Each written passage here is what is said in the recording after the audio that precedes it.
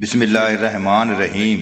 نبی صلی اللہ علیہ وآلہ وسلم نے فرمایا، لوگوں تم سے پہلے لوگ اس وجہ سے تباہ ہوئے کہ ان میں جب کوئی معزز امیر آدمی چوری کرتا تو اسے چھوڑ دیتے تھے، اور جب کوئی کمزور غریب آدمی چوری کرتا تو اسے حد لگا دیتے تھے۔ قسم ہے اللہ کی، اگر محمد صلی اللہ علیہ وآلہ وسلم کی بیٹی فاطمہ رضی اللہ عنہا بھی چوری کرتی تو میں اس کا بھی ہاتھ کاٹ دیتا۔ رسول اللہ صلی اللہ علیہ وآلہ وسلم نے فرمایا، مجھ سے اللہ کا حکم حاصل کر لو، مجھ سے اللہ کا حکم حاصل کر لو۔ اللہ تعالیٰ نے ان کے لیے ایک راستہ اور قانون مقرر کر دیا ہے۔ کنوارے لڑکے اور کنواری لڑکی کو سزا 100 کوڑے مارنا اور 1 سال کے لیے جلا وطن کرنا، اور شادی شدہ مرد اور شادی شدہ عورت کو سزا 100 کوڑے مارنا اور سنگسار کرنا ہے۔ حضرت نعمان بشیر رضی اللہ عنہ کی خدمت میں ایک مرد پیش کیا گیا جس نے اپنی بیوی کی لونڈی سے مباشرت کی تھی۔ حضرت نعمان رضی اللہ عنہ نے فرمایا، میں اس کے بارے میں وہی فیصلہ کروں گا جو رسول اللہ صلی اللہ علیہ وآلہ وسلم کا فیصلہ ہے۔ پھر فرمایا، اگر عورت نے مرد کو لونڈی سے مباشرت کی اجازت دی تھی تو میں اس مرد کو 100 کوڑے لگاؤں گا، اور اگر اس نے اجازت نہیں دی تو میں اسے سنسار کر دوں گا۔ حضرت ابو ہریرہ رضی اللہ عنہ سے روایت ہے، انہوں نے فرمایا، معاذ بن مالک رضی اللہ عنہ نے نبی صلی اللہ علیہ وآلہ وسلم کی خدمت میں حاضر ہو کر عرض کیا، میں نے زنا کیا ہے۔ رسول اللہ صلی اللہ علیہ وآلہ وسلم نے اس سے منہ پھیر لیا۔ اس نے پھر کہا، میں نے زنا کیا ہے۔ رسول اللہ صلی اللہ علیہ وآلہ وسلم نے دوسری طرف منہ پھیر لیا، اور پھر تیسری بار کہا، میں نے زنا کیا ہے۔ تو نبی صلی اللہ علیہ وآلہ وسلم نے دوسری طرف منہ پھیر لیا۔ اس نے پھر چوتھی بار کہا، میں نے زنا کیا ہے۔ رسول اللہ صلی اللہ علیہ وآلہ وسلم اس سے منہ پھیرتے رہے حتیٰ کہ اس نے 4 بار اقرار کر لیا۔ تو رسول اللہ صلی اللہ علیہ وآلہ وسلم نے اسے رجم کیے جانے کا حکم دے دیا۔ چنانچہ جب اسے پتھر لگے تو وہ پیٹھ پھیر کر بھاگا۔ اسے ایک آدمی ملا جس کے ہاتھ میں اونٹ کی جبڑے کی ہڈی تھی، اس نے وہی مار دی جس سے وہ مر گیا اور جان دے دی۔ رسول اللہ صلی اللہ علیہ وآلہ وسلم کی خدمت میں پتھر لگنے اور پھر اس کے بھاگنے کا ذکر کیا تو آپ نے فرمایا، تم نے اسے چھوڑ کیوں نہ دیا؟ حضرت عمران بن حسین رضی اللہ عنہ سے روایت ہے کہ ایک خاتون نے نبی صلی اللہ علیہ وآلہ وسلم کی خدمت میں حاضر ہو کر زنا کا اقرار کیا۔ رسول اللہ صلی اللہ علیہ وآلہ وسلم کے حکم سے اس کے کپڑے اچھی طرح باندھ دیے گئے، پھر آپ نے اسے سنسار کیا، پھر اس کی نماز جنازہ ادا کی۔ رسول اللہ صلی اللہ علیہ وآلہ وسلم ایک یہودی کے پاس سے گزرے جس کا منہ کالا کیا گیا تھا اور اسے کوڑے مارے گئے تھے۔ رسول اللہ صلی اللہ علیہ وآلہ وسلم نے انہیں بلایا اور فرمایا، کیا تمہیں اپنی کتاب میں زانی کی یہی سزا ملتی ہے؟ انہوں نے کہا، ہاں۔ رسول اللہ صلی اللہ علیہ وآلہ وسلم نے ان کے علماء میں سے ایک آدمی کو بلایا اور فرمایا، میں تجھے اس اللہ کی قسم دے کر پوچھتا ہوں جس نے موسیٰ علیہ السلام پر تورات نازل کی، کیا تم زانی کی یہی سزا تورات میں پاتے ہو؟ اس نے کہا، نہیں، اور اگر آپ نے مجھے قسم نہ دی ہوتی تو میں آپ کو صحیح بات نہ بتاتا۔ ہماری کتاب میں زانی کی سزا رجم ہی ہے، لیکن ہمارے اشراف میں رجم والا جرم بہت زیادہ ہونے لگا تو ہم یوں کرنے لگے، جب ہم کسی معزز کو اس جرم کا ارتکاب کرتے ہوئے پکڑ لیتے تو اسے سزا دیے بغیر چھوڑ دیتے، اور جب کسی کمزور کو پکڑ لیتے تو اسے حد لگا دیتے۔ اس لیے ہم نے آپس میں کہا، آؤ ہم کسی ایسی سزا پر اتفاق کر لیں جو معزز اور کمزور دونوں قسم کے مجرموں کو دے سکیں۔ چنانچہ ہم نے رجم کی بجائے منہ کالا کرنے اور کوڑے مارنے پر اتفاق کر لیا۔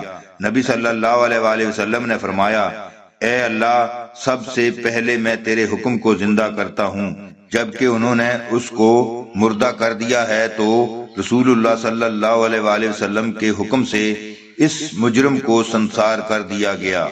رسول اللہ صلی اللہ علیہ وآلہ وسلم نے فرمایا، جو شخص محرم عورت سے بدکاری کرے تو اسے قتل کر دو، اور جو شخص کسی جانور سے بدفعلی کرے تو اسے بھی قتل کر دو، اور اس جانور کو بھی ہلاک کر دو۔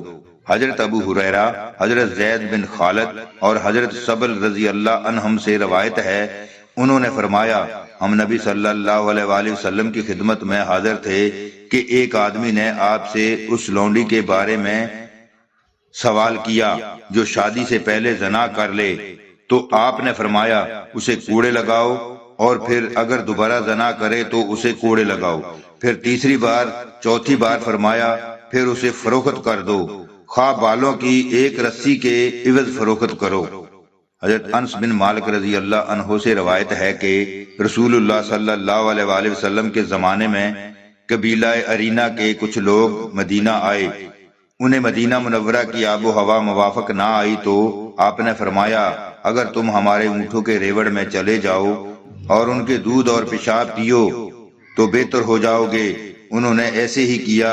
پھر جب وہ صحت یاب ہو گئے تو وہ سلام چھوڑ کر مرتد ہو گئے اور رسول اللہ صلی اللہ علیہ وآلہ وسلم کے چرواہے کو شہید کر دیا اور آپ کے اونٹ ہانک کر لے گئے۔ رسول اللہ صلی اللہ علیہ وآلہ وسلم نے ان کی گرفتاری کے لیے چند افراد بھیجے، چنانچہ انہیں گرفتار کر کے لایا گیا تو آپ صلی اللہ علیہ وآلہ وسلم نے ان کے ہاتھ پاؤں کاٹ دیے اور گرم سلائیوں سے ان کی آنکھیں پھوڑ دی اور انہیں ہرا میں چھوڑ دیا حتیٰ کہ وہ مر گئے۔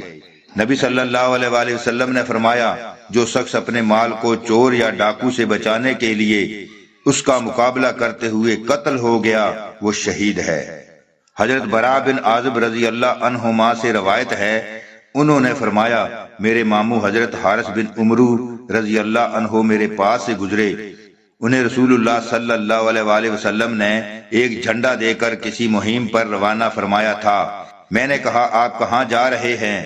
انہوں نے کہا مجھے رسول اللہ صلی اللہ علیہ وآلہ وسلم نے ایک شخص کی طرف اسے سزا دینے کے لیے روانہ فرمایا ہے۔ اس نے باپ کے مرنے کے بعد اس کی بیوی اپنی سوتیلی ماں سے نکاح کر لیا ہے۔ نبی صلی اللہ علیہ وآلہ وسلم نے مجھے حکم دیا ہے کہ اس کی گردن اڑا دو۔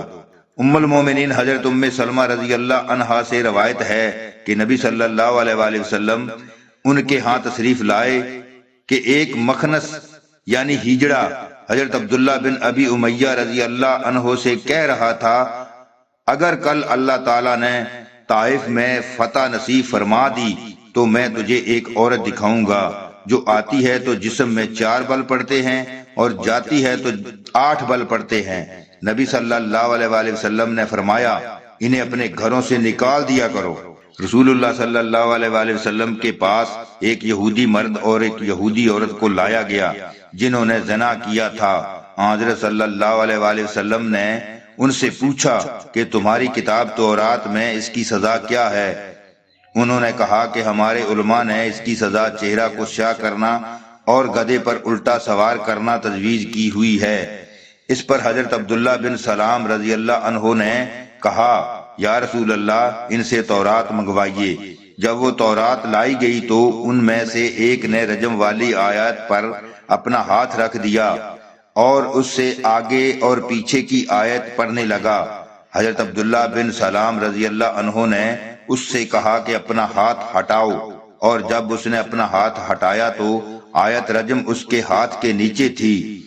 حضرت صلی اللہ علیہ وآلہ وسلم نے ان دونوں کے متعلق حکم دیا اور انہیں رجم کر دیا گیا۔ حضرت ابن عمر رضی اللہ عنہ نے بیان کیا کہ انہیں بلاد مسجد نبوی کے قریب ایک جگہ میں رجم کیا گیا۔ میں نے دیکھا کہ یہودی عورت کو مرد بچانے کے لیے اس پر جھک جھک کر پڑتا تھا۔ حضرت ابن عباس رضی اللہ عنہ روایت کرتے ہیں کہ جب ہلال بن امیہ نے اپنی بیوی پر زنا کی تہمت لگائی تو ان سے کہا گیا خدا کی قسم رسول اللہ تجھے ضرور 80 کوڑوں کی سزا دیں گے۔ انہوں نے کہا اللہ تعالیٰ اس سے زیادہ عادل ہے کہ وہ مجھے 80 کوڑے ماریں، حالانکہ آپ یہ بات جانتے ہیں کہ میں نے خود اپنی آنکھوں سے دیکھ کر اور کانوں سے سن کر اس بات پر یقین کیا ہے، خدا کی قسم آپ مجھے کبھی سزا نہیں دیں گے۔ تب لعان کے متعلق آیات نازل ہوئی۔ جب آیت نازل ہوئی تو آپ نے دونوں میاں بیوی کو بلایا اور فرمایا اللہ بہتر جانتا ہے کہ تم میں سے ایک جھوٹا ہے، تو کیا تم میں کوئی توبہ کرے گا؟ ہلال بولے خدا کی قسم میں سچا ہوں۔ آپ صلی اللہ علیہ وآلہ وسلم نے فرمایا اللہ کی قسم اٹھاؤ جس کی سوا کوئی عبادت کے لائق نہیں کہ میں سچا ہوں۔ 4 مرتبہ یہ قسم کھاؤ اور اگر میں جھوٹا ہوں تو مجھ پر اللہ کی لعنت ہو۔ اس نے 4 قسمیں اٹھائیں، اور جب 5ویں قسم کھانے لگا آپ صلی اللہ علیہ وآلہ وسلم نے فرمایا اس کو 5ویں قسم کھانے سے روکو کیونکہ وہ واجب کرنے والی ہے۔ پھر اس خاتون نے 4 قسمیں کھائیں اور اللہ کی قسم جس کے سوا کوئی عبادت کے لائق نہیں۔ پھر اس خاتون نے 4 قسمیں کھائیں کہ اللہ کی قسم جس کے سوا کوئی عبادت کے لائق نہیں ہے، یہ شخص جھوٹا ہے، اور اگر یہ سچا ہے تو اس پر اللہ کا غضب ہو۔ جب اس نے 4 قسمیں کھا لیں اور 5ویں کھانے لگی تو آپ صلی اللہ علیہ وآلہ وسلم نے فرمایا اس کو روکو کیونکہ 5ویں قسم واجب کرنے والی ہے۔ پھر وہ کچھ متردد ہوئی اور اس نے اعتراف کرنے کا ارادہ کر لیا تو کہنے لگی میری قوم مجھے رسوا نہ کرے، تو رسول اللہ صلی اللہ علیہ وآلہ وسلم نے فرمایا اگر اس کے ہاں ایسا بچہ پیدا ہو جس کی آنکھوں کو سرما لگا ہوا ہو، آنکھیں بڑی بڑی اور بہت سیاہ ہوں، اس کے چوتڑ بڑے ہوں، رانوں پر گوشت بھرا ہوا ہو، اور تو وہ اسی کا ہوگا جس کی اس پر تہمت لگائی گئی ہے۔ اور اگر ایسا بچہ پیدا ہوا جو زرد رنگ کا، کمزور اور لاغر ہو تو وہ ہلال بن امیہ کا ہوگا، تو جب پیدا ہوا تو وہ زناکاری کی علامت تھا۔ حضرت انس بن مالک رضی اللہ عنہ فرماتے ہیں میں ایک آدمی کے ہمراہ ام المومنین حضرت عائشہ رضی اللہ عنہا کی خدمت میں حاضر ہوا۔ اس آدمی نے کہا اے ام المومنین آپ ہمیں زلزلہ کے بارے میں کوئی حدیث سنائیں۔ ام المومنین نے اس سے منہ پھیر لیا۔ حضرت انس رضی اللہ عنہ فرماتے ہیں پھر میں نے کہا اے ام المومنین آپ ہمیں زلزلے کے بارے میں کوئی حدیث سنائیں۔ آپ نے فرمایا اے انس اگر میں تجھے حدیث سنا دوں تو تم ساری زندگی پریشانی کے عالم میں گزارو گے، اور جب تم قیامت کے دن اٹھو گے وہ پریشانی اس وقت بھی تمہارے دل میں موجود ہوگی۔ میں نے پھر کہا اے میری ماں آپ ہمیں وہ حدیث سنا دیجئے۔ آپ رضی اللہ عنہا نے فرمایا بے شک جب عورت اپنے شوہر کے گھر سے باہر اپنے کپڑے اتارتی ہے تو وہ اپنے اور اللہ کے درمیان حجاب کو پھاڑ دیتی ہے، اور اگر عورت غیر مرد کے لیے خوشبو لگائے تو وہ اس کے لیے آگ اور شرم کا باعث ہوگی۔ اور اس کے بعد جب لوگ زنا کو اپنا حق سمجھ لیں، شراب نوشی میں مبتلا ہو جائیں، گانے باجے میں لگ جائیں، تو اللہ تعالیٰ آسمانوں سے ان کے لیے عذاب نازل فرمائے گا۔ اللہ تعالیٰ زمین سے فرمائے گا ان پر زلزلے لا، اگر وہ توبہ کر کے گناہ سے باز آ جائیں گے تو ٹھیک ہے، ورنہ ان کو تباہ کر دیا جائے گا۔ حضرت انس رضی اللہ عنہ نے پوچھا یہ زلزلہ ان کے لیے سزا ہوگا؟ ام المومنین نے فرمایا مومنوں کے لیے رحمت برکت اور نصیحت، اور کافروں کے لیے سزا اور عذاب ہوگا۔ حضرت انس فرماتے ہیں رسول اللہ صلی اللہ علیہ وآلہ وسلم کے بعد اس حدیث کو سن کر جتنی خوشی ہوئی اس سے زیادہ کسی چیز پر خوشی نہیں ہوئی۔ آپ نے فرمایا بلکہ میں ساری زندگی خوشی خوشی گزاروں گا، اور جب میں قیامت میں اٹھوں گا تب بھی یہ خوشی میرے دل میں موجود ہوگی۔